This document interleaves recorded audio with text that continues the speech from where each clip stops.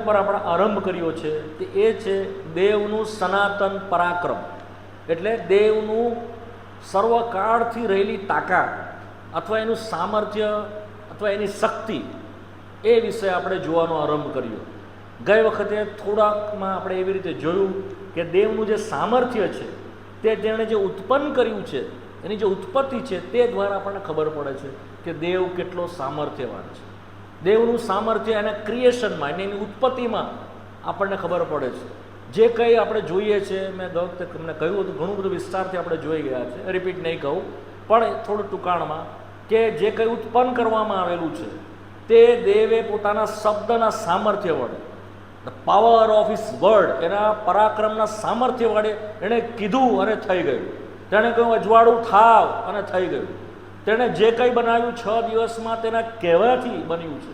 તો એનું જે સામર્થ્ય છે એના શબ્દોમાં, એના માત્રથી એણે સર્વ જ બ્રહ્માંડ અને આકાશોનો આકાશ, માનવીય સમજની પર તારા, ચંદ્રો, નક્ષત્રો અને પૃથ્વી ઉપર અને સમુદ્રની નીચે સર્વ જે આપણે સમજી પણ શકતા નથી, જેને આપણે કરી પણ શકતા નથી, તેના વાનાઓ દેવે કેવળ તેના શબ્દની તાકાતથી બનાવેલા છે. તો આપણે એના સામર્થ્યને, એની શક્તિને એ આપણે જોઈ ગયા છે ગયા વખતે. મેં તમને કહ્યું હતું કે એના વિશે ઘણા વર્ષો લાગે.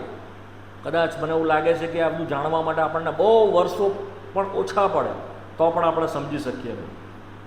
એક બાઇબલ સ્ટડીમાં તો કેટલું આપણે એને જોઈએ, પણ બહુ નિર્બળતાની સાથે તમારી સાથે ગયા વખતે થોડુંક મેં વહેંચ્યું દેવના વચનમાં.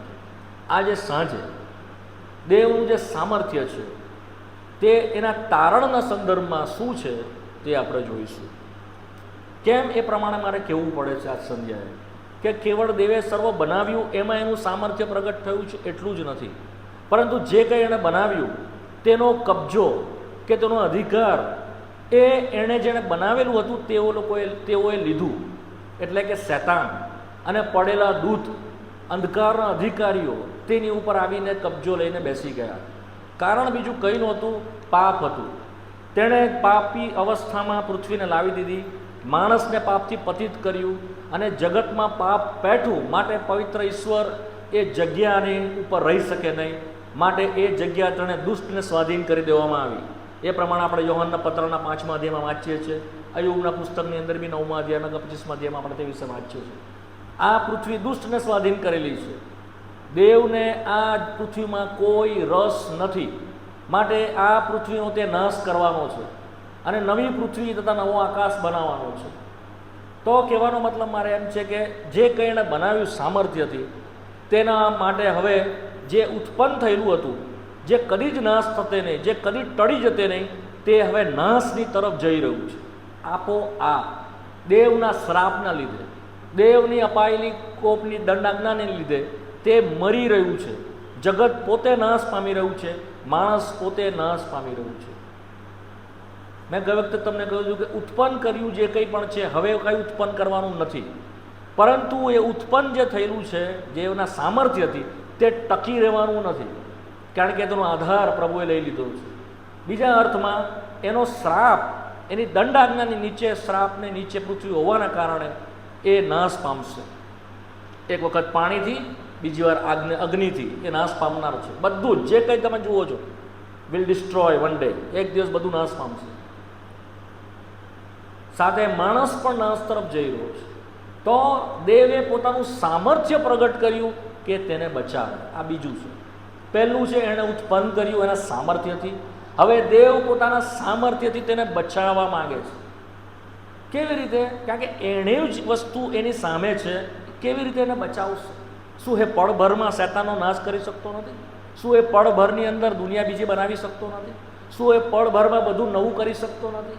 ના, એને પોતે જ પોતાને અહીં નડે છે, કારણ કે એ ન્યાયી પરમેશ્વર છે. એ સિંહાસન ઉપર બેઠો છે, અદલ ઇન્સાફ કરે છે, કદી જ અન્યાય કરતો નથી, કદી જ ખોટું કરતો નથી. એ પોતે પણ પોતાના જે એના સ્પિરિચ્યુઅલ પ્રિન્સિપલ છે, જે ડિસિપ્લિન છે, કે જે ડોક્ટ્રીન છે, જે ડિવાઇન ઓર્ડર છે, એ પોતે પોતાને એનાથી બાંધે છે. માટે જ્યારે તે રાજ્ય સ્થાન પર હોય છે ત્યારે શૈતાન કે આપણે બધા એની આગળ આવીને ઊભા રહી શકીએ છીએ. તે શૈતાન માટે તેણે સમય રાખ્યો છે, એક દિવસ તે તેનો ન્યાય કરશે, પણ ત્યાં સુધી તેને સમય આપે છે. એને જે કરવું હોય તે કરવા દે છે, એને છૂટ આપે છે. એ જેણે બગાડ એણે કર્યો છે, જે અશુદ્ધતા લાવી દીધી, તેમ છતાં પવિત્ર ઈશ્વરે તેનું ચલાવ્યું છે. તે આપણા ઉપર આરોપ મૂકે છે, આરોપ મૂકવા દે છે. જ્યાં સુધી દેવે એને સમય આપ્યો તો ત્યાં સુધી. સમજ પડી? કારણ કે એ ન્યાય પરમેશ્વર છે, અદલ ઇન્સાફ કરનાર છે. જો એ આરોપ મૂકે જગતની ઉપર તો તે સાંભળે છે, જો એ આરોપ મૂકે તમારી ને મારી ઉપર તો તે સાંભળે છે, પરંતુ આપણને છટકબારીથી બચાવતો નથી. એના જ્ઞાનમાં, એના પોતાના યોજનામાં, એની પોતાની રીતમાં, એના પોતાના પરાક્રમમાં, એના પોતાના થયેલા કાર્ય દ્વારા અવર્ણનીય રીતે, અદ્ભુત રીતે તે માણસનો બચાવ કરે છે અને એમાં એનું સામર્થ્યને પ્રગટ કરે છે. અત્યારે કદાચ તમને સમજવા માટે થોડું મુશ્કેલ પડે, તો પ્રભુનો આત્મા જેમ જેમ તમે આત્મિક વૃદ્ધિ પામશો તમને એ ખબર પડશે. તો દેવે બચાવવાના માટે કંઈક કરવું પડે છે. એ જે અધિકાર છે કે જે સામર્થ્ય, આ સામર્થ્ય દેવે જ આપેલું છે. શેતાનની પાસે જે તાકાત છે કે સામર્થ્ય છે એ પ્રભુના જ અપાયેલા છે. એના જે પડેલા દૂતો છે એની પાસે જે સામર્થ્ય છે એ પ્રભુના જ છે. સમજ પડી ને? એ સામર્થ્ય, એ અધિકાર પ્રભુની સામે લડી રહ્યા છે. કેમ? કારણ કે પ્રભુ ન્યાય છે એટલે લડી રહ્યા છે. નહીં તો પળભરમાં તે નાશ કરી શકે છે. તો પ્રભુ અલાવ કર્યું છે, પ્રભુએ રજા આપી છે તેને, એ કરવા દે છે પ્રભુ. સમજ પડી મારી વાતમાં? જ્યારે એણે માણસને બનાવ્યું, માણસ પતિત થયું, પ્રભુ પળભરમાં નાશ કરી નાખતે, પણ પ્રભુએ નહીં કરવાનું. શેતાન ચુનૌતી આપી, શેતાને પ્રભુની સામે મૂક્યું છે, કોઈ પણ રાજી ખુશીથી તારી સેવા નહીં કરે, કોઈ પણ સાચા મનથી તારી સેવા નહીં કરે. હા, તું શિક્ષા કરશે તો કરશે, તું દંડ આપશે તો કરશે, તું મશીનના જેવા બનાવશે તો કરશે, પણ રાજી ખુશીથી કરશે? આ ચેલેન્જ છે શેતાનની પ્રભુની સામે. સમજ પડી? માટે પ્રભુએ એને અલાઉ કરી છે. થાય એટલું કર, જેટલું બને એટલું અવરોધ કર, જેટલું બને એટલું નુકસાન લાવ, જેટલું બને એટલું પાપી, જેટલું પાપ લાવી શકાય એટલું પાપ લાવ, હું એને ફેરવીશ, હું એને બદલીશ. આ એની પ્રતિજ્ઞા છે. સમજ પડી? આપણો પ્રભુ કદી પણ એમ છોડીને એમ કરી દેતો નથી, એ નવું બનાવે છે. સમજ પડી? તો એમાં એનું સામર્થ્ય કામ કરે છે. એનીવે, આજ સાંજે જોઈશું તેણે બચાવ કર્યો છે, તેણે પોતાનો ઉદ્ધાર મોકલ્યો. જ્યારે માણસને બચાવવાના માટે પળભરમાં પ્રભુ વિશ્રાંતિમાં હતો અને એણે કામનો આરંભ કર્યો. માટે યોહાનના સુવાર્તામાં આપણે વાંચીએ છીએ, મારો બાપ કામ કરે છે અને હું પણ કામ કરું છું. જ્યારથી આ પાપ જગતમાં બેઠો આપણો પ્રભુ કામ કરી રહ્યો છે, બચાવવાનું કામ કરી રહ્યો છે. એનો બે મહાન કામ છે. એક, એણે સર્વ બનાવ્યું, આ એનું પહેલું કામ. બીજું, તે સર્વ બચાવે છે. ધ વર્ક ઓફ સાલ્વેશન અને વર્ક ઓફ ક્રિએશન. પહેલું શું છે? ક્રિએશન, એટલે એણે બનાવ્યું, આ એનું મોટું કામ છે એના સામર્થ્યથી. બીજું કામ શું છે? તે બચાવે છે. શું કરે છે? હા, બચાવે છે, માણસને બચાવે છે. તો આ સાંજે એ આપણે બીજો જે એનો પ્રકાશ છે તેની પર પ્રભુની ઈચ્છામાં થોડુંક જોઈશું. અહીં ત્યાંથી 2-4 કલમ વાંચીએ અને શરૂઆત કરીએ. જો તમે આવો નિર્ગમનના પુસ્તકની અંદર, ત્યાં થોડી કલમ લખેલી છે, ત્યાંથી શરૂઆત કરીએ. તેણે કેવી રીતે બચાવ્યું? તેણે ઇસ્રાયેલ પ્રજાને સૌથી પહેલાં બચાવવા માટે મિસરમાંથી તેઓને કાઢ્યું. એ પહેલાં આપણે જોઈએ છીએ નૂહને તેણે બચાવ્યો. આખો જગતનો તે ન્યાય નાશ કરવાનો હતો, પણ નૂહ દેવની દૃષ્ટિમાં શું પામ્યો? હા, કૃપા પામ્યો. અને નૂહ બચી ગયો. એની સાથે કેટલા માણસ બચી ગયા? નૂહની સાથે એના ઘરમાં કેટલા હતા? 8 જણા. પ્રભુની સ્તુતિ તો 8 જણાને પ્રભુએ બચાવ્યા કૃપાથી. અને એ વહાણમાં લાવીને મૂક્યા. એ વહાણ શું છે? Symbol of salvation. શું છે? તારણનું ચિહ્ન છે. શું છે? હા. એનો દરવાજો કોણે બંધ કર્યો? નૂહે બંધ કર્યો? કોણે બંધ કર્યો? પ્રભુએ બંધ કર્યો. કેટલા દિવસ વરસાદ પડ્યો? 40 દિવસ, દિવસ ને રાત, ભયંકર તોફાન. એની મધ્યમાં સુરક્ષિત તેઓ હતા. કોણ હતા? 8 જણા સુરક્ષિત. અને એની સાથે બીજા 2 જોડ હતા. એ લોકો સુરક્ષિત હતા. પડતા હતા, અખડતા હતા. કહાં? In the boat. વહાણમાં જ હતા. આ બી પડતા હતા, પણ વહાણમાં પડતા. That is the meaning of salvation. Safe. જે વહાણમાં છે તે બચશે. સીધી વાત છે. જો તમે હું એના તારણમાં છો તો તમે હું બચીશું. જ્યારે દેવનો ન્યાય પ્રગટ થશે ત્યારે. સમજ પડી? ત્યાર પછી પ્રભુએ નવી ક્રિએશન, નવી પૃથ્વીની વાત કરી. અને પ્રભુએ લાવ્યો એમને બહાર. એની બે બધી વાતો છે. હવે થોડુંક તેના સામર્થ્યને જોઈ લઈએ, કેવી રીતે આપણા તારણના માટેનું સામર્થ્ય કામ કરે છે. જો નિર્ગમનમાં આવો 13મો અધ્યાય, અને ઇસ્રાયેલ પ્રજાને કેવી રીતે સામર્થ્યથી તેને બચાવ્યા તે વિશે લખેલું છે. તો 13મો અધ્યાય 3જી કલમ વાંચો. હા હા હા હા હા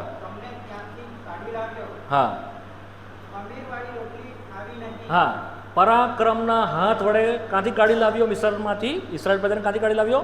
મિસરમાંથી. ભયંકર સિકંજો તો ફારૂનનો, છૂટી શકે એવું નહીં. ગુલામીમાં પુષ્કળ તેનું લશ્કર, સૈન્ય. ઇસ્રાયેલ પ્રજા પાસે નહીં સૈન્ય, નહીં લશ્કર, નહીં હથિયાર, ને કશું જ નહીં. કોના હાથથી કાઢી લાવ્યો? દેવ પોતાના હાથથી કાઢી લાવ્યો. તમે જો વિશે વાંચશો એના વિશે તો તમે જોશો કે ભયંકર અનર્થો તાંગાડી પ્રભુએ કર્યા. 10 અનર્થ તેઓ મિસ્રમાં પ્રભુએ કર્યા કે તે તેઓને છોડતો નહોતો. પરંતુ આપણે જોઈએ છે હલવાનના લોહીથી અબીબ માસે એટલે 14મી તારીખે દેવે તેઓને પરાક્રમ સાથે લખે છે, પોતાના હાથના પરાક્રમ વડે સામર્થ્ય સાથે તે તેઓને કાઢી લાવ્યો. હવે જો 14મા અધ્યાયમાં આવો અને 13મી કલમ ને 14મી કલમ વાંચો. ત્યાં પ્રભુએ શું કરેલું તે વિશે લખ્યું છે. વાંચો. હા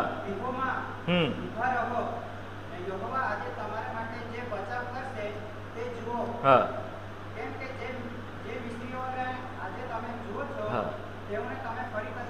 ડિસ્ટ્રોય. બધાને શું કર્યું પ્રભુએ? સમુદ્રમાં કમ્પ્લીટ ડિલિવરન્સ, સંપૂર્ણ છુટકારો, અને શત્રુને નેસ્તે નાબૂદ. 14મી કલમ.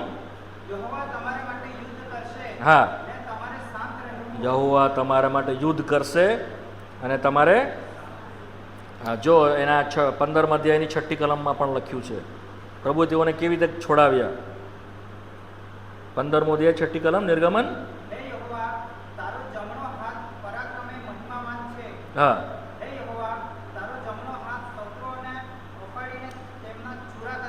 તારી રાઈટ હેન્ડ. આના વિશે આના પછી જોઈશું આપણે. પરંતુ શું કહે છે? તારો જમણો હાથ પરાક્રમે મહિમાવાન છે. તારો જમણો હાથ શત્રુઓને શું કરે છે? અફાડીને આ ચૂરા કરે છે.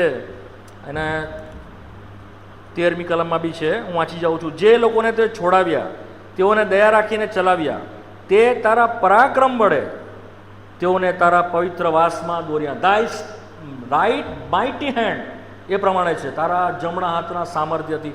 અચ્છા, હું એને પછી જોઉં, એના પર પછી આપણે આવીએ. પહેલાં એક બીજી કલમ જોઈ લઈએ. પુનર્નિયમમાં આવો, 4થા અધ્યાય. પુનર્નિયમ 4થો અધ્યાય, ત્યાં 2-4 કલમ છે, તેને જોઈ લો. 34મી કલમ વાંચો. પુનર્નિયમ 4 ને 34 ઝડપથી.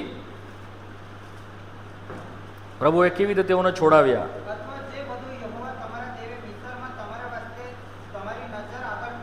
હા પરીક્ષણો, ચિહ્નો, ચમત્કારો, યુદ્ધ. હા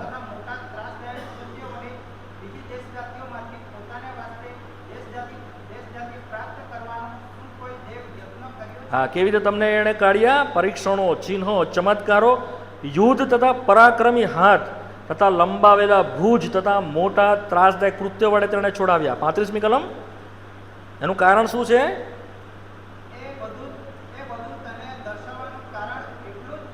હા હા એ જ દેવ છે. અચ્છા, હવે આગળ આવી જાઓ. 37મી કલમ 37.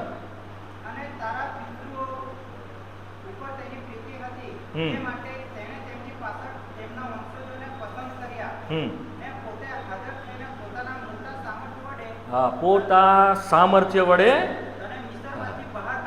Mighty hand. હું તમને આ સાંજે જે કહેવા માંગુ છું, તેનો સામર્થ્યથી તે તમને છોડાવે છે. શત્રુ તમને મને એમને જવા દેતો. ધ પાવર ઓફ ગોડ, એનું સનાતન પરાક્રમ કામ કરે છે વાલાઓ, જેથી કરીને આપણને છુટકારો મળે છે. અહીંયા પણ એ જ પડછાયાના રૂપમાં હતું. હારૂને એમને જવા દીધા નહીં, પણ મોટા સામર્થ્યની સાથે. એ સામર્થ્ય શું હશે તે આ સાંજે આપણે જોઈશું. તો એનાથી તેઓને તેણે જણાવ્યા. હવે અહીંયા આગળ જે આગળ કલમ વાંચી ગયા 15મા અધ્યાયની અંદર, ત્યાં આગળ કહે છે તારો જમણો હાથ, તાય રાઈટ હેન્ડ, એનાથી તેણે છોડાવ્યા. ક્યાં લખ્યું છે? ગીતશાસ્ત્ર 108 અને 6. ગીતશાસ્ત્ર 108 અને 6. ઝડપથી આવજો સમય બચાવવા માટે.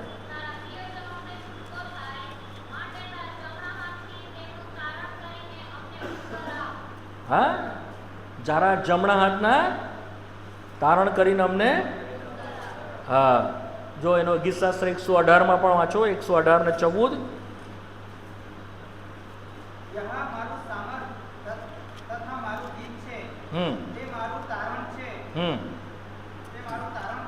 હા, તે મારું તારણ થયું છે. શું થયું છે? કેવી રીતે? સામર્થ્યથી. શું કહે છે? હા, હવે આવો યશાયામાં 59. આ જમણો હાથ શું છે તો તમને ખબર પડશે. તારી રાઈટ હેન્ડ, તારા જમણા હાથની તારી શક્તિથી તેણે આપણને છોડાવ્યા છે. His right hand. Isaiah chapter 59 verse 16. યશાયા 59 અને 16મી કલમ. ના, યશાયા 59 59. હા હા હા હા, કોઈ બી મધ્યસ્થ નથી. દેવે જોયું. હા હા, પોતાને જ હાથે તેણે શું કર્યું? હા, બાય હિઝ રાઈટ હેન્ડ. અચ્છા, જો 63માં બી છે, વાંચો એ કલમ 63 અને 5. 63:5. યશાયા 63 ને 5. હા, કોઈ સહાય કરનાર નહોતો, કોઈ ટેકો આપનાર નહોતો. હા, આઈ વોઝ અમેઝ. મારા ભુજે, માય રાઈટ હેન્ડ. કોણ છે રાઈટ હેન્ડ? આપણો જમણો હાથ આપણને મદદ કરે ને. આપણે શું કામ કર્યું? આપણું કામ કયા હાથથી કરીએ? આપણા તાકાત કયા હાથમાં? ડાબા કે જમણા? જો જમણી હોય તો જમણા, જો કોઈ ડાબોડી હોય તો ડાબા. એ શું બતાવે છે? તાકાત. એ શું બતાવે છે? સ્ટ્રેન્થ. પછી શું બતાવે છે? ઓથોરિટી, અધિકાર. એ શું બતાવે છે? ડોમિનિયન. શું બતાવે છે? સત્તા. Right hand. એનાથી તેણે કામ કર્યું. કોણ છે? તેનો દીકરો ઈસુ ખ્રિસ્ત. કોણ છે? આ ઇઝ ક્રાઇસ્ટ હિમસેલ્ફ. એનાથી તેણે તારણ કર્યું. પોતે જ પોતાના હાથથી તેણે તારણ કર્યું. તો જે તારણ જે છે એમાં જે સામર્થ્યથી પ્રગટ કરવામાં આવેલું છે, એ સામર્થ્ય બીજું કોઈ નહીં, ઈસુ ખ્રિસ્તના સામર્થ્યથી તમારું ને મારું તારણ થયેલું છે. સમજ પડી વાતમાં? જૂના કરારમાં પડછાયાના રૂપમાં એ જમણા હાથથી તારક શક્તિથી એ ખેંચી લાવ્યો, એ ઈસુ ખ્રિસ્ત છે. નવા કરારમાં પણ એ ઈસુ ખ્રિસ્ત છે, જેનાથી તેણે આપણને છોડાવ્યા છે. દેવનું સામર્થ્ય કોણ છે? ઈસુ ખ્રિસ્ત. દેવનું સામર્થ્ય કોણ છે? હા, ઈસુ ખ્રિસ્ત. 1 Corinthians chapter 1 verse 24. પહેલું કરંથી તેનો પહેલો અધ્યાય 24મી કલમ. ઝડપથી. હા હા,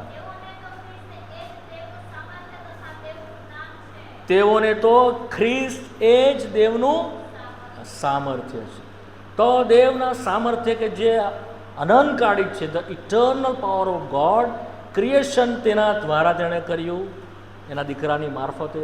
ઉદ્ધાર પણ તેની મારફતે તેણે કર્યું. રિમેમ્બર, ડોન્ટ ફર્ગેટ, કદી ભૂલો નહીં, ઈસુ ખ્રિસ્ત જ દેવનું સામર્થ્ય છે. એ જ એનો જમણો હાથની તારક શક્તિ છે કે જેની મારફતે તે સર્વને છોડાવે છે. 2000 વર્ષથી એ છોડાવતો આજે પણ એ એના જમણા હાથની તારક શક્તિ એટલે એના દીકરા ઈસુ ખ્રિસ્તની મારફતે તે છોડાવી રહ્યો છે. ક્યાંથી? અંધકારના ચુંગલમાંથી, શૈતાનના સકંજામાંથી, શૈતાનના બંધનમાંથી, પાપની ગુલામીમાંથી, આ શરીરની દુર્બળતા અને શરીરના અંકુશમાંથી, ધ પાવર ઓફ ફ્લેશ, આ જગતની સર્વ જે ખેંચાણ છે, એની તાકાત છે, તેમાંથી, મરણની બીકમાંથી, આવનાર કાળના નાશ નરકથી અને શૈતાનથી. સમજી ગયા? આ બધાથી કોણ બચાવે છે? ઈસુ ખ્રિસ્ત. ફરી પાછું રિપીટ કરું. લાઈટ બંધ જતી રહી. આપણે અંધકારના બળોની સામે બોલી રહ્યા છે, માટે આ સર્વ અટક છે, પણ બધાની વચ્ચે પ્રભુ આપણી સહાય કરો. કંઈ નહીં. તો આ સર્વ છોડાવવાના માટે દેવનો દીકરો પ્રગટ થયો. કોણ પ્રગટ થયો? હા, દેવનો દીકરો પ્રગટ થયો. બધાનો નાશ કરવાના માટે દેવનો દીકરો પ્રગટ થયો. આપણે વાંચીએ છીએ યોહાનની સુવાર્તામાં, આ યોહાનના પત્રની અંદર, તેના કામનો નાશ કરવાના માટે તે પ્રગટ થયો.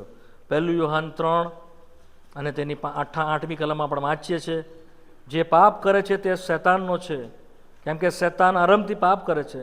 શૈતાનના કામનો નાશ કરવાના માટે દેવનો પુત્ર શૈતાનના કામનો નાશ કરવાના માટે દેવે તેને મોકલ્યો. નહીં માનો દેવે એના દીકરાને આ જગતની અંદર એટલા માટે મોકલ્યા કે લોકોને સારું જીવન મળે. નો. ન માનો કે દેવે એટલા માટે આ દુનિયાની અંદર એના દીકરાને મોકલ્યો કે તે સાજાપણું કરે અને ચમત્કાર કરે. નો. દેવે તેના દીકરાને મોકલ્યો છે કે તે અંધકારના ચુંગલમાંથી એના લોકોને છોડાવે. એક પણ રેફરન્સ નવા કરારમાં મને તમે જો શોધીને આપો કે ઈસુ ખ્રિસ્ત ચમત્કાર કરવાના માટે આવ્યો, તો હું તમારી વાત માની જઈશ. એક પણ રેફરન્સ મને તમે દેવના વચનમાં નવા કરારમાંથી કાઢીને આપો કે દેવનો દીકરો આ જગતની અંદર ચમત્કારો અને સાજાપણું કરવાના માટે દેવે એને મોકલ્યો. નો, એક પણ રેફરન્સ નથી. તે તો ટેકો હતો જેના માટે દેવે એને મોકલેલો હતો, એનું સાબિતી આપવા માટે, ટેકાના માટે એણે ચમત્કારો કર્યા, એણે સાજાપણું કર્યું, એણે ઘણું બધું પરાક્રમી કામ કર્યા કે જેથી કરીને તે સાબિત થાય કે તે દેવનો દીકરો છે, સાબિત થાય કે દેવથી મોકલાયેલો તે અભિષેક છે. માટે એના ટેકાના માટે એ હતું. પ્રેરિતના કૃત્યમાં બી વાંચીએ છીએ, હિબ્રુના પત્રમાં બી વાંચીએ છીએ. હું તમને સમયના અભાવે રેફરન્સ નથી આપતો. તો દેવનો મૂળભૂત ઉદ્દેશ શું હતો? જો તમે યોહાનના પત્રમાં જ છો તો ત્યાં 4થા અધ્યાયમાં વાંચો કે દેવે તેના દીકરાને કેમ મોકલ્યો. તેનો 4થો અધ્યાય, યોહાનનો પત્ર, પહેલું યોહાન તેનો 4થો અધ્યાય અને તેની 9મી કલમ વાંચો કોઈ. હા હા હા, આપણે તેનાથી જીવીએ, દેટ ઇઝ ધ રીઝન. પછી બીજું શું છે? 10મી કલમ વાંચો.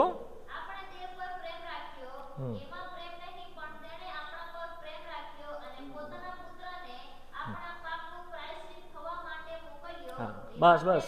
હા, શાના માટે મોકલ્યો? શું લખ્યું છે ત્યાં? પાપનું પ્રાયશ્ચિત, એના માટે એને મોકલ્યો. અચ્છા, હવે બીજો 14મી કલમ વાંચો. હા હા, શું કરવા મોકલ્યો? સેવિયર, બચાવવાના માટે મોકલ્યો. His right hand reveal in this dark and sinful world to deliver his people. એના જે મૂલ્યવાન લોક કે જેઓને તે અગાઉથી જાણતો હતો, કે જેઓ પૃથ્વીના મંડાણ અગાઉથી જેઓના વિશે તેણે વિચારેલું હતું કે જેઓ તેના હતા, તેઓને બચાવવાના માટે, તેઓને છોડાવવાના માટે, તેઓની કિંમત ભરી આપવાના માટે કોઈ માર્ગ નહોતો. માટે દેવ પોતે માણસ થયો. આ વાત છે. શબ્દ સદે થઈને આપણી મધ્યમાં વસ્યો. The word become flesh. John chapter 1 verse 14, યોહાન 1 અને 14માં લખ્યું છે, તે શબ્દ સદે થયો, આ શરીરમાં આવ્યો. સામર્થ્યવાન પરમેશ્વર નિર્બળતામાં આવ્યો, જેથી કરીને તેની નિર્બળતા જે છે તે દેવનું સામર્થ્ય થાય. આજ સંધ્યાએ વાલાઓ આ વાત આપણા મનમાં ઉતરે કે દેવનું સામર્થ્ય કરીએ છીએ, પણ સામર્થ્ય ક્યાં એણે પ્રગટ કર્યું? એણે ખ્રિસ્તની નિર્બળતાની અંદર, એની વીકનેસની અંદર દેવે પોતાના સામર્થ્યને પ્રગટ કર્યું. આપણે વાંચીએ છીએ માથીની સુવાર્તાના 1 અધ્યાયની 21મી કલમ. That is the first Matthew chapter 1 verse 21. માથીની સુવાર્તા 1 અધ્યાય 21મી કલમ. હા હા, તે પોતાના લોકોને શું કરશે? પાપથી તારશે. શું નામ પાડશે તું એનું? શું નામ પાડશે? તેનું નામ ઈશુ. હિબ્રુ ભાષામાં બચાવ, સેવ, સાલ્વેશનનો મતલબ જ યશુ થાય છે. યશુઆ. શું થાય છે? યશુઆ એટલે બચાવ. યશુઆ. હિબ્રુ ભાષામાં સાલ્વેશન જે લખેલું હોય ને, તારણ જે લખેલું હોય, બચાવ લખેલું હોય, એ યશુઆથી લખેલું હોય. યશુઆનો અર્થ જ ઉદ્ધાર કે બચાવ છે. તો એ તું તેનું નામ ઈસુ પાડશે કે જે તેઓના પાપથી, તે ઘણા ચમત્કાર કરશે એવું, તે ઘણા સાજાપણા કરશે એવું, ત્યાં જગતની ઉપર બહુ સમૃદ્ધિવાળું જીવન આપશે એવું. તમે 50 વર્ષ નહીં 100 વર્ષ જીવશો એવું. શું 120 વર્ષ કદાચ આદમ જેટલું જીવશો એવું. પાપથી સેવિયર, દેટ ઇઝ ઇનફ. સામર્થ્ય એના તારણને માટે છે. બટ બીકોઝ ઓફ ધ લાઈ ઓફ ધ સેટન, શેતાનના જુઠ્ઠાણાના કારણે આ સત્ય આપણાથી સંતાયેલું છે. માટે જે સામર્થ્ય આપણામાંથી દેખાવું છે તે દેખાતું નથી અને આપણામાં નિર્બળતા દેખાય છે. પાપની સામે હારેલું જીવન આપણામાં દેખાય છે. તેણે પોતાના દીકરાને મોકલ્યો કે જે આપણને શેનાથી બચાવે? પાપથી બચાવે. શાનાથી બચાવે? પાપથી છોડાવે. તેણે પોતાના દીકરાને મોકલ્યો કે તે આપણના શરીરમાં જે તાકાત છે, શરીર શેના શું છે? આ ફ્લેશ શું છે ખબર તમને? પાપને ખેંચે છે. આ શરીર આપણને પાપ તરફ ખેંચે છે. તમે કંઈ પણ કરો આ ફ્લેશથી બચી શકતા નથી. આ શરીરથી આપણી દુર્વાસના શેમાં છે? શરીરમાં છે. એ નકામું થાય માટે રોમિયોનો પત્રના 6 અધ્યાયની 6મી કલમમાં લખવામાં આવ્યું છે, ઈસુ ખ્રિસ્તનું શરીર એટલા માટે વધસ્તંભ પર ભાંગવામાં આવ્યું કે પાપનું શરીર શું થાય? નિરર્થક થાય. વાંચો રોમી 6:6. હા હા હા, શરીર નિરર્થક છે. બીજા અર્થમાં he deliver us from the bondage of this flesh. માટે તે શરીરનો ભાગીદાર થયો. સમજ પડી મારી વાતમાં? ઈસુ ખ્રિસ્ત આ જગતમાં આવ્યો છે એટલા માટે, જો નહીં તો એને શરીર ધારણ કરવાની જરૂર નહીં હતી. જો આ યુદ્ધ આત્મિક જ હોય તો આત્મિક સ્થાનોમાં લડાઈ જતે. જો કેવળ આ યુદ્ધ આત્મિક જ હોતે તો શરીરમાં આવવાની જરૂર નહોતી. એણે શરીર ધારણ કર્યું જેથી કરીને આ શરીરમાં જે આપણી નિર્બળતા છે એમાંથી આપણને છોડાવે. તમે સમજાય છે મારી વાત? આપણે આત્મિક રીતે તો તારણ પામીએ છીએ પણ આપણું શરીર તારણ પામતું નથી. હજુ પણ એ પામ્યું નથી. એ છેલ્લા દિવસે આપણે શરીરથી છૂટીશું. હજુ પણ આ શરીરની અંદર પાપ છે કે જે આપણને જગતમાં ખેંચી જાય છે. સમજ પડી? તો આપણને પાપથી એને બચાવવાના માટે આવ્યો, આ શરીરથી આપણને છોડાવવાના માટે તે આવ્યું. આ સેકન્ડ હતું. થર્ડ, તે જગતના હાલના ભૂલના જગતથી આપણને છોડાવે. સેવ એટલે બચાવે, તારણ એટલે બચાવે. ગલાતી 1:5 કે 4 છે મારા ખ્યાલથી. ઝડપથી વાંચી જાઓ.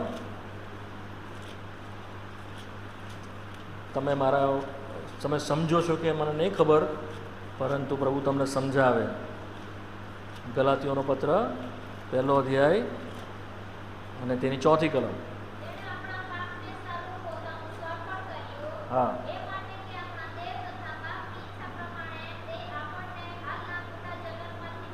હા, deliver us from the evil world. ઇંગ્લિશમાં એ પ્રમાણે છે, તે હાલના ભૂંડા જગતમાંથી આપણને છોડાવી દે, સેપરેટ કરે. જગતમાંથી છૂટવું બહુ અઘરું છે. કેવળ ઈસુ આપણને છોડાવે છે. આ જગતની ભૂંડાઈ, આ જગતમાં એટલી દુષ્ટતા છે. તમે તો કદાચ ગામોમાં રહો છો, તમારી સુધી દુષ્ટતા ખબર નથી, પણ જેઓ શહેરોમાં રહે છે એ લોકોને ખબર છે કેટલી દુષ્ટતા છે. દેવના એ આજે છે એવું નથી. સદોમ ગોમોરા તો ઉત્પત્તિની તારથી હતું. તમે જો સદોમ ગોમોરાના પાપ જુઓ અને વાંચો અંદર તો તમને એમ થાય કે કેટલું ભ્રષ્ટ હતું. 6 જ અધ્યાયમાંથી પાપ ભયંકર થઈ ગયેલું. જગત બહુ ભ્રષ્ટ છે વાલા, બહુ જ ખરાબ છે. પણ એમાંથી પણ આપણને પ્રભુ છોડાવે છે. જો તમે ને હું જગતમાંથી નહીં છૂટીએ તો જગતમાં ખોવાઈ જઈશ. તો એટલા માટે દેવનો દીકરો આવ્યો સામર્થ્યની સાથે. કેવી રીતે છોડાવે છે હું પછી તમને કહીશ. તો આ ત્રીજું હતું, તે આપણને એમાંથી છોડાવે છે. બીજું, તે આપણને મરણની બીકમાંથી છોડાવે છે. શેમાંથી છોડાવે છે? હિબ્રુઓનો પત્ર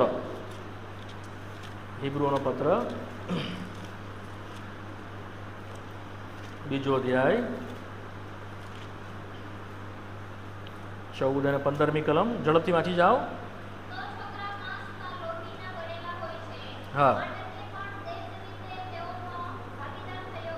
હા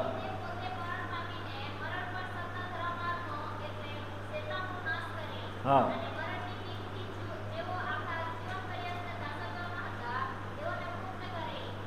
તમને બીક લાગે છે મરણની? હા કે ના? મરવાની બીક લાગે છે કે કોઈ એવું કહે છે ને નથી ને નથી લાગતી? લાગે છે ને? નહીં બીવો.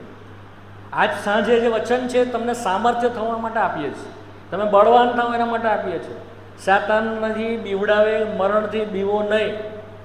તેવો એ બીવું જોઈએ કે જેવો મર્યા પછી ક્યાં જશે તેની ખાતરી નથી. એ લોકો ભલે બીતા. જો પ્રભુ પર તમે વિશ્વાસ કર્યા છે, તમારી આંખ બંધ થશે તો તમે પ્રભુની આગળ તમારી આંખ ખુલશે. સમજ પડી? જો તમે પ્રભુ ઈસુ પર વિશ્વાસ કર્યો છે, સામાન્ય નાનો વિશ્વાસ, નાના બચ્ચા કરે એવો, બહુ મોટો વિશ્વાસ પણ નહીં. જો અહીંયા તમારી આંખ બંધ થઈ જશે, તમારી આંખ ક્યાં ખુલશે? તમે પ્રભુને જોશો.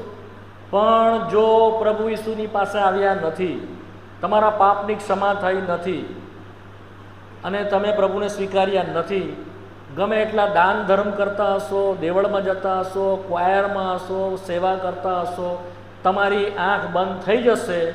તમારી આંખ ભયંકર વાતો જોશે. આંખ ખુલ્યા પછી નરકમાં ખુલશે, હાડેસમાં ખુલશે, સેવોલમાં ખુલશે.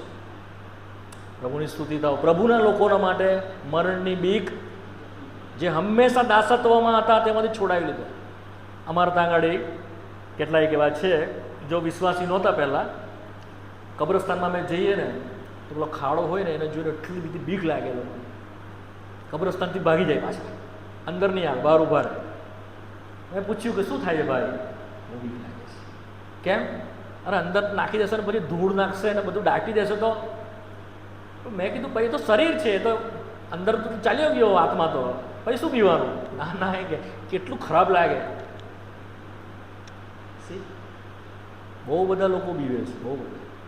ઘણા બધાને મેં જોયા બીકને કારણે દેવળમાં આવે છે. બીજા કારણથી નહીં, બીવે છે એટલે દેવળમાં આવે. દેવળમાં દિવસ તમારી બીક દૂર થઈ જશે. ખ્રિસ્તની પાસે, પ્રભુ ઈસુની પાસે, એણે મરણને જીત્યું છે. એણે કહ્યું છે કે જે કોઈ મારા પર વિશ્વાસ કરે તે જો કે મરી જાય તો પણ જીવતો છેલ્લા દિવસે હું તેને ઉઠાડીશ. જે છેલ્લો શત્રુ મરણ નાશ પામશે ને, છેલ્લો લાસ્ટ એનિમી, તે મૃત્યુ છે. ખ્રિસ્ત માટે પૂરું થઈ ગયું, આપણા માટે બાકી છે. આપણા માટે આપણે હમણાં મરીશું, પણ આપણે હમણાં સજીવન કરવામાં નહીં આવે.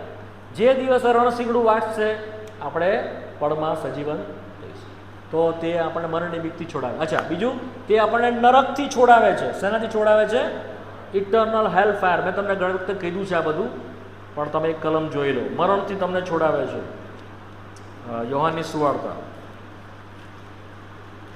યોહાનની સુવાર્તા 5મો અધ્યાય 24મી કલમ. હું તમને ખચિત ખચિત કહું છું કે હા, જે મારા વચન સાંભળે છે હા, અને મને મોકલનાર પર વિશ્વાસ કરે છે, હા, તેને અનંત જીવન છે. હા, તે અપરાધી નહીં થશે, હા, પણ મરણમાંથી નીકળીને જીવનમાં હા. આવ્યો છે. તે મરણમાંથી નીકળીને અનંતકાળના જીવનમાં, મરણથી આપણને છોડાવે છે. કોણ? અને સાથે સાથે અનંતકાળની અગ્નિથી છોડાવે છે. જો માથીની સુવાર્તા 24મો અધ્યાય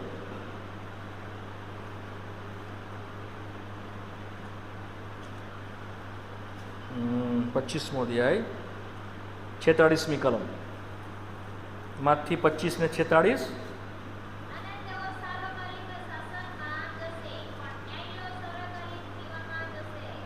સાર્વકાલિક જીવનમાં જશે, ઇટર્નલ લાઈફમાં. કોણ જશે? ન્યાયીઓ. અને બીજા લોકો ક્યાં જશે? સર્વકાલિક અગ્નિમાં. અચ્છા, પછી કોનાથી બચાવે છે? શૈતાનથી બચાવે છે. કોનાથી બચાવે છે આપણને? From evil one. યોહાનનો પત્ર, યોહાનનો પત્ર 5મો અધ્યાય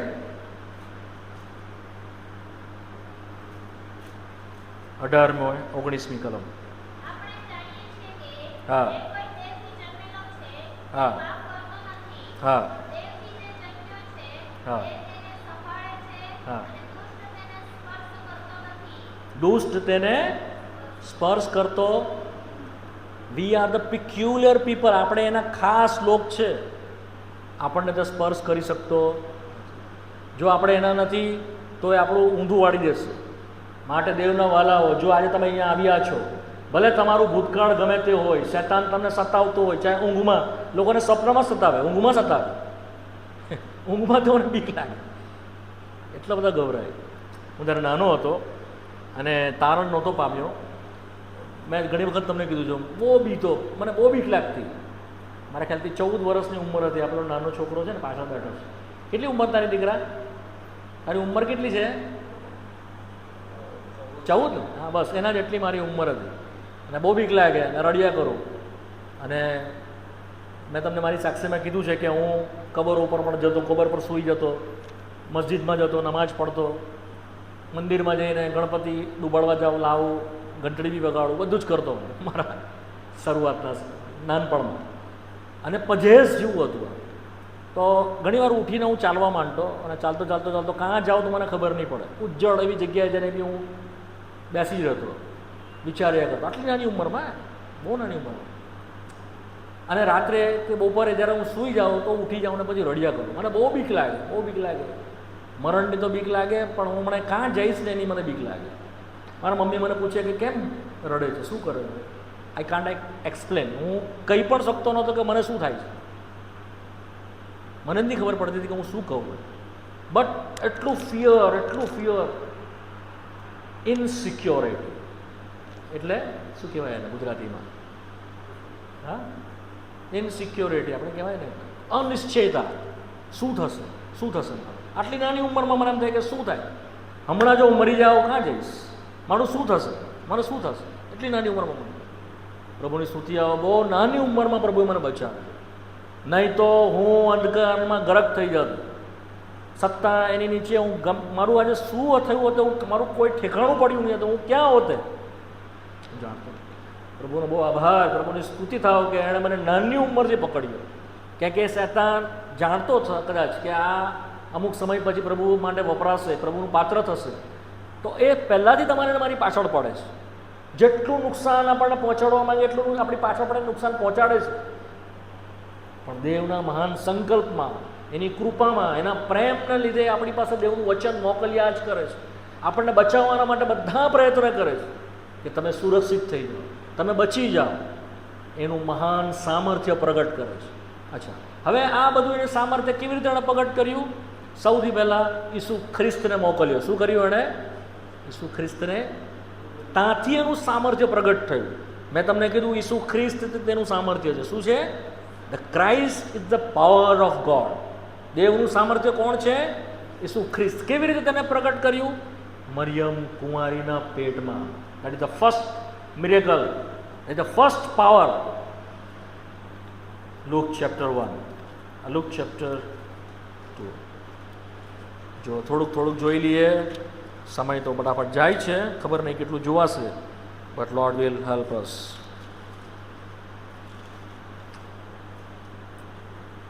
સાડત્રીસ 1 અને 37 લુકની સુવાર્તા, પહેલો અધ્યાય 37મી કલમ વાંચો જેને મળે તે.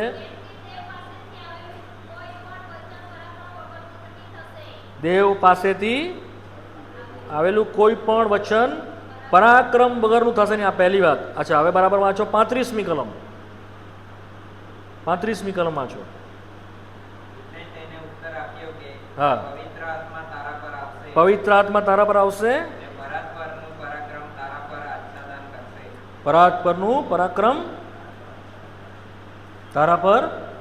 હા, પછી માટે જે તારાથી જન્મશે તે પવિત્ર દેવનો દીકરો કહેવાશે. જે તારાથી જન્મશે તે કોણ દેશે? પવિત્ર દેવનો પરાક્રમ. શું છે? દેવનો દીકરો કહેવાશે. પરાત્પરનું પરાક્રમ, the power of most high ઇંગ્લિશમાં છે. The power of most high. કેવી રીતે બન્યું? We can't understand. દેવ કેવી રીતે સ્ત્રીના ઘરમાં આવે અને એ માણસ આકારમાં, એટલે એના ફ્લેશ, એના હાડકાં, એના અંગ અપંગ બધું બને. કેવી રીતે બનશે? એણે પૂછ્યું કે પ્રભુ આ કેવી રીતે બનશે? મેં કદી કોઈ પુરુષને જાણ્યો નથી. પણ કહે છે બીમાં પવિત્ર આત્માના પ્રતાપે અને એ થશે.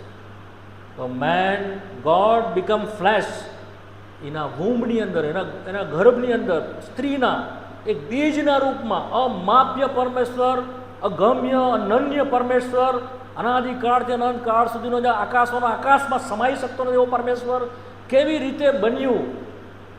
ઓમનીપોટન્ટ, એવરીથિંગ પોસિબલ ટુ હિમ. જે બધાને અશક્ય છે તે તેને શક્ય છે. શું છે? શક્ય છે. આજે મુસલમાન માણસો માનતા નથી. કેવી રીતે બને? કેવી રીતે સ્ત્રીથી માણસ જન્મે? દેવની તો પત્ની જ નથી, તો એને સંતાન કેવી રીતે હોય? કેવી રીતે થાય? અરે કેમ નહીં થાય? કેમ નહીં? જો એને નહીં થાય તો એ દેવ નથી. જો એ દેવ છે તો એને થાય. Everything is possible to him. He is a God. એ ચાહે તે બની શકે. એ ચાહે કીડી બની શકે, એ ચાહે મકોડો બની શકે, એ ચાહે ધૂળ બની શકે. હી ઇઝ અ ગોડ. સર્વ શક્યતાનો પ્રભુ છે. એને કઈ અશક્ય? ઓમનીપોટેન્ટ. તો સૌથી પહેલાં ત્યાંથી એણે શરૂઆત કરી. જ્યારે આપણે વાંચીએ છીએ તારણના સંદર્ભમાં, એક કલમ હું તમને કહેવાનું ભૂલી ગયો, લુકની સુવાર્તાના 18મા અધ્યાયમાં લખવામાં આવેલી જે કલમ બહુ સરસ છે, વાંચો તમે.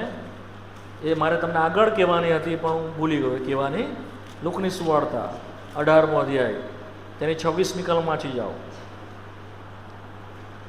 26 અને 27મી કલમ. હા, તારણ કોણ પામી શકે? Who can save? પછી હા,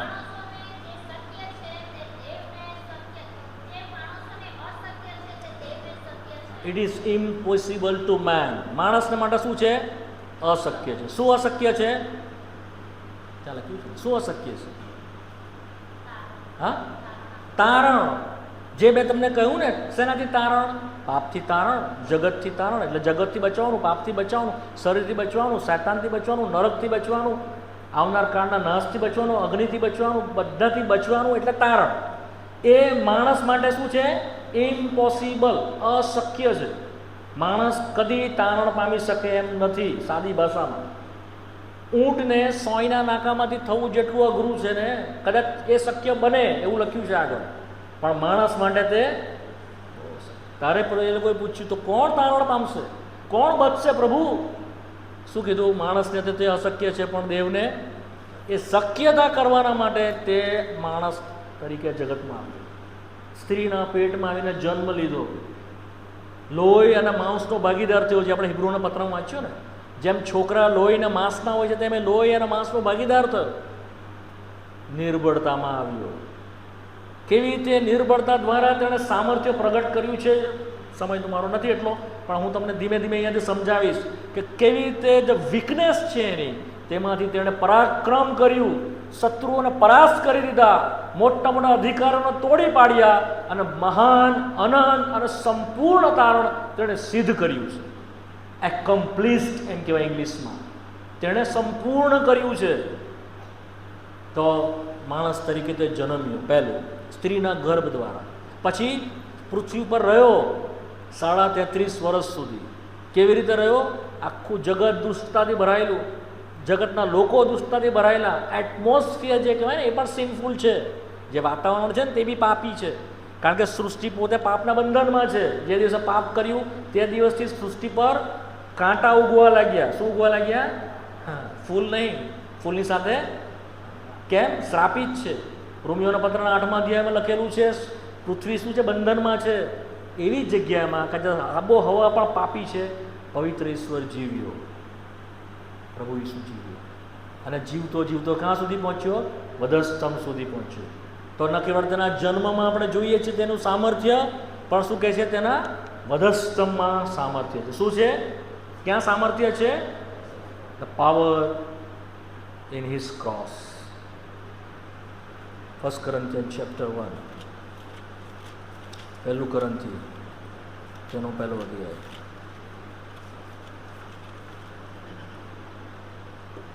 સત્તર અને 18મી કલમ. કારણ કે બાપ્તિસ્મા કરવા સારું નહીં, હા પણ સુવાર્તા પ્રગટ કરવા સારું ખ્રિસ્તે મને મોકલ્યો. હા વિદ્વતાથી ભરેલા ભાષણથી નહીં, હા રખેને ખ્રિસ્તનો વધસ્તંભ વ્યર્થ જાય. 18મી કલમ. કેમ કે નાશ પામનારાઓને તો વધસ્તંભની વાત મૂર્ખતા જેવી લાગે છે, હા પણ અમુક તારણ પામનારાઓને તો તે દેવનું સામર્થ્ય છે. આમ તારણ પામનારાઓને શું છે? તું એ દેવનું શું સામર્થ્ય છે? દેવનું વધસ્તંભ શું છે? કોણ છે સામર્થ્ય? શેતાનને ખબર જ નહીં પડી, દુનિયાના લોકોને ખબર જ નહીં પડી, આજે પણ ખબર નથી પડતી. કેવળ વિશ્વાસ કરનારાઓને ખબર પડે છે. કોને ખબર પડે છે? અમે વિશ્વાસ કરનારાઓને માટે તે શું છે? દેવનું સામર્થ્ય, ધ પાવર ઓફ ગોડ. જેના શબ્દથી તેણે બધું બનાવ્યું, પણ શેતાનને હરાવવાના માટે, એના સુકંજામાંથી છોડાવવાના માટે એણે વધસ્તંભનો ઉપયોગ કર્યો. પ્રથમ તો તેણે ખ્રિસ્ત, કે જે તેનો જમણો હાથ છે, તેનો ઉપયોગ કર્યો. એ ખ્રિસ્તને વધસ્તંભ જગતમાં મોકલ્યો. એક નાના બાળકના રૂપમાં જે ગભાણમાં જન્મ્યું, કે જે બાળક પોતાની મદદ બી નહીં કરી શકે, એની મા એને ઉચકે, એને લઈ જાય તો ત્યાં જાય, ત્યાંથી લાવે તો નિસહાય એવા બાળકના રૂપમાં તે પ્રગટ થયો. વધસ્તંભ પર પણ નિર્બળતાની સાથે ગયો. કેવી રીતે ગયો? With his weakness. બીજા ગ્રંથિના 13માં તે વાંચે છે, નિર્બળતાને કારણે તે વધસ્તંભ પર ચડાયો, પણ દેવના સામર્થ્યથી તે જીવે છે. With his weakness. વધસ્તંભ પર તેણે શું કર્યું? સર્વને હરાવ્યા. શું કર્યું તેણે? સર્વને. કેવી રીતે તેને હરાવ્યા? મેં ઘણી વાર કીધું છે, પોતાને આપી દેવા દ્વારા. કેવી રીતે? તેણે પોતાનો નકાર કરવા દ્વારા. મતલબ લડાઈ શું છે ખબર છે? લડાઈ, આ લડાઈ આપણી નથી. લડાઈ કોની છે? ઈશ્વરની છે. કોની સાથે છે? શેતાનની સાથે છે. આપણને તો શેતાન એનામાં ખેંચીને લઈ ગયો, આપણો તો કંઈ હતું જ નહીં. આ પૃથ્વી થઈ એ પહેલાંથી ચાલે છે. લડાઈ શી છે ખબર છે? દેવની ઈચ્છાની સામે બળવો. શું છે? દેવની સર્વોપરિતાની સામે બંડ, દેવના અધિકારની સામે હુમલો. બંડ કરે ને, બળવો કરે ને.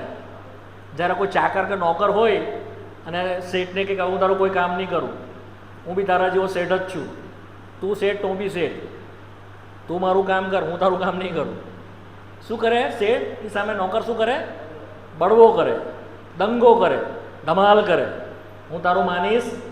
આ તે જ સૌથી પહેલાં કોણે બળવો કર્યો? શેતાન. તેનો દૂત હતો લ્યુસિફર. આ મ્યુઝિક છે ને, મ્યુઝિક ઇન્સ્ટ્રુમેન્ટ, તે કરતો હતો. સૌથી હાયર પોસ્ટ પર છે શેતાન. ત્યાર પછી છે ગબ્રિએલ, ત્યાર પછી મિખાએલ, ત્યાર પછી ગબ્રિએલ. આ બધા કેડર છે. સૌથી ઊંચા કેડરમાં તો આજે પણ એની પાસે અધિકાર છે. મેં તમને શરૂઆતમાં જ કીધું, પ્રભુ ચાહે તો અધિકાર લઈ લે, નથી લીધો. એ અધિકાર દેવના અધિકારની સામે લડે છે સ્ટીલ નાવ. તો પણ એને છૂટ પ્રભુએ આપી છે, જ્યાં સુધી એનો સમય ત્યાં સુધી. એને હરાવે છે ખરો, પોતે ન્યાયની રૂએ હરાવે છે. આપણા જેવા નિર્બળતામાં લાવીને નકામાઓની પાસેથી તેને હરાવે છે. હું તને તારા સંતાનની વચ્ચે શું કરાવીશ? વેર કરાવીશ. ત્યાંથી આ પ્રતિજ્ઞા શરૂ થઈ ઉત્પત્તિના પુસ્તકના 3 અધ્યાયમાં. હું તારા સંતાન અને તેના સંતાનની વચ્ચે હું શું કરાવીશ? વેર કરાવીશ. અને તે શું કરશે? તારું માથું છૂંદશે ને તું તેની. ખ્રિસ્ત દ્વારા એને પરાસ્ત કરવામાં આવ્યો.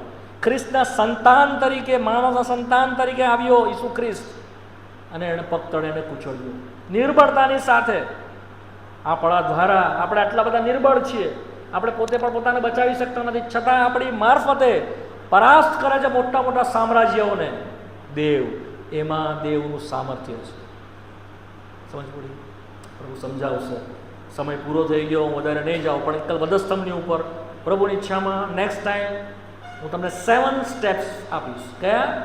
7 નવા કરારમાં જે દેવના સામર્થ્ય વિશે બોલે છે ઈસુ ખ્રિસ્ત દ્વારા. એક છે તેનું જન્મ, તે આવી ગયું. બીજું જે છે તેનો વધસ્તંભ. ત્રીજું જે છે તેનું પુનરુત્થાન. શું છે? હા, તેનું પુનરુત્થાનનું સામર્થ્ય. આ તેનું વધસ્તંભનું સામર્થ્ય છે, તેનું પુનરુત્થાનનું સામર્થ્ય. ત્યારબાદ આવે છે પવિત્ર આત્માનું સામર્થ્ય. ત્યારબાદ આવશે મંડળીનું સામર્થ્ય, પાવર ઓફ ચર્ચ. કેવી રીતે ડિફીટ કરવામાં આવ્યો છે શેતાનને, પ્રભુની ઈચ્છામાં જોઈશું. પણ આજે એક જ વાત કરીને હું બંધ કરી દઉં, બહુ લાંબુ નહીં કહું. કેવી રીતે તેણે શત્રુને હરાવી દીધા વધસ્તંભની ઉપર. જો જ્યારે તેને વધસ્તંભ પર મૂકવામાં આવ્યો, તેણે શું કર્યું? માથીની સુવાર્તા 26મો અધ્યાય 54મી સત્તાવીસમો અધ્યાય 51મી કલમ 51 થી 54 વાંચો કોઈ. હા, 50મી કલમથી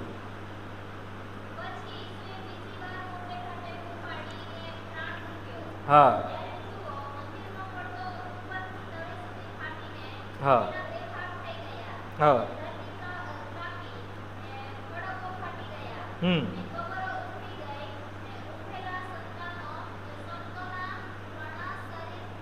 હા હા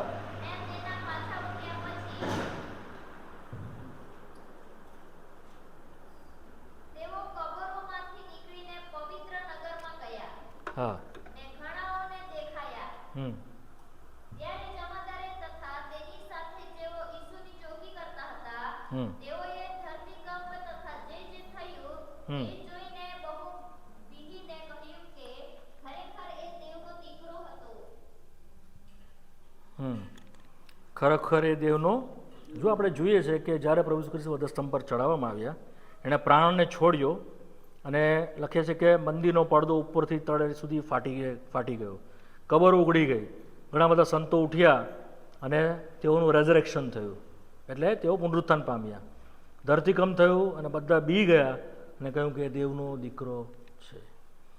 જેનાથી સર્વપ્રભુએ ઉત્પન્ન કર્યું, કે જે દેવનો શબ્દ હતો. વચન કલોસીઓની અંદર કહે છે કે સર્વ સૃષ્ટિનું આદિકરણ તે છે, તેનાથી બધું વ્યવસ્થિત થઈને રહે છે. એનો મતલબ શું છે ખબર તમને? તે બધાને પોતાના કંટ્રોલમાં રાખેલું છે. આ પૃથ્વી જેટલું તમે જુઓ છો, સૂર્ય, ચંદ્ર, આખું યુનિવર્સ, તે તેના અંડર સબ્જેક્શનમાં અને કંટ્રોલમાં છે. હવે જે કંટ્રોલમાં રાખનાર જે છે તે પોતે વધસ્તંભ પર છે, આ મતલબ છે આનો. અને વધસ્તંભ પર જ્યારે એને છીંદવામાં આવ્યો, જે એને સસ્ટેન્ડ કરે છે, કુડન્ટ સસ્ટેન ઇવન, આ મતલબ છે. શું થયું?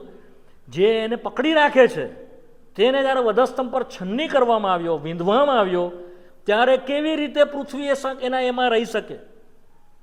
તે ફાટીને ધરતીકંપ થયો. સૂરજ કે ચંદ્ર કે કોઈ પણ તેની કે જે એનાથી નિયંત્રણ થાય છે, કેવી રીતે તે નિયંત્રણ થઈ શકે જ્યારે તે વધસ્તંભ પર છીંદવામાં આવેલો છે? તે સર્વ સૃષ્ટિને કંટ્રોલમાં રાખનાર અને નિભાવી રાખનાર હતો. વચન કહે છે કે પડદો ઉપરથી નીચે સુધી ફાટી ગયો અને જ્યારે તેણે પ્રાણને છોડ્યો, એ છે ને જીવનનો અધિકારી છે. શું છે? Owner of the life, the author of the life, the master of the life. તે મરી શકતો નથી, માટે એ લખે છે કે તેણે પ્રાણ છોડ્યો. તેને પ્રાણ લેવામાં આવ્યો નથી. યોહાનની સુવાર્તાના 10મા અધ્યાયમાં કહે છે મારો પ્રાણ મારી પાસે તો કોઈ લેતો નથી, હું રાજી ખુશીથી તે આપું છું. વિલિંગલી એણે આપ્યો, કોઈની પાસેથી બળજબરીથી લઈ શકતો નથી. તેણે પ્રાણને ત્યાગ્યો કે છોડ્યો. બીજો અર્થમાં શું ખબર તમને? હી સબમિટ ડેથ ઇન્ટુ હિમસેલ્ફ. તેણે પોતે મરણને પોતામાં આવવા દીધું. વાલાઓ, મરણનો અધિકાર કેવળ પાપીની ઉપર છે, બીજા ઉપર નથી. સમજ પડી? મરણ કોની ઉપર અધિકાર કરે છે? કોની ઉપર? હા, જેઓ પાપ કર્યું છે તેઓ મરણ પામશે. આપણે પાપી છે માટે આપણે મરણ પામીશું. જે જન પાપ કરે તે માર્યો જાય. હઝીકેલના પુસ્તકના 26મા અધ્યાયમાં જે જન પાપ કરે તે માર્યો જાય. પણ જે પાપી નથી એ મરણ પામી શકતું. He can't even die. એ જે મરી શકે જ નહીં, રાજી ખુશીથી મર્યો. ને ત્યારે વધસ્તંભ પર તે મર્યો, તારે તેણે પોતે જ્યારે પ્રાણ આપ્યો, તેણે બધાને હરાવી મૂક્યા. કોને કોને હરાવ્યા? તેણે પાપને હરાવ્યું, તેણે શૈતાનને હરાવ્યું, તેણે અંધકારના બળોને હરાવ્યા, તેણે સર્વ પ્રકારની શરમ અને સર્વ દુષ્ટતાથી ભરાયેલા અનરાઇચિયસ વર્ક, ડેડ વર્ક ઇંગ્લિશમાં છે, સર્વ દુષ્કર્મો તેણે હરાવ્યા. ન્યાયપણાથી તેણે અન્યાયપણાને હરાવી નાખ્યું. પવિત્રતાથી તેણે દુષ્ટતાને હરાવી નાખ્યું. ન કેવળ તેણે આ બધી જે વાનાઓ જે છે કે જે દેખાતા નથી, અદ્રશ્ય વાનાઓને તે હરાવ્યા, પણ તું દેખાય એવા વાનાઓ કે જે પૃથ્વીના પટ પર છે તેઓની ઉપર પણ તેણે જય મેળવ્યો. જો એક જ રેફરન્સ આપીશ અને બંધ કરી દઈશું. આપણે પ્રભુની ઈચ્છામાં બીજી વાર જોઈશું કલોસીઓનો પત્ર, તેનો 2 અધ્યાય અને 15મી કલમ. તેણે વધસ્તંભની ઉપર આ બધાને હરાવ્યા. દેવનું સામર્થ્ય તેણે પ્રગટ કર્યું. વાંચો 2 ને. હા, અને રાજ્યોને તથા અધિકારીઓને તેણે તોડી પાડ્યા. હા, વધસ્તંભની ઉપર તેઓની ઉપર જય મેળવ્યો, તેઓને હરાવી દીધા. અંધકારના જે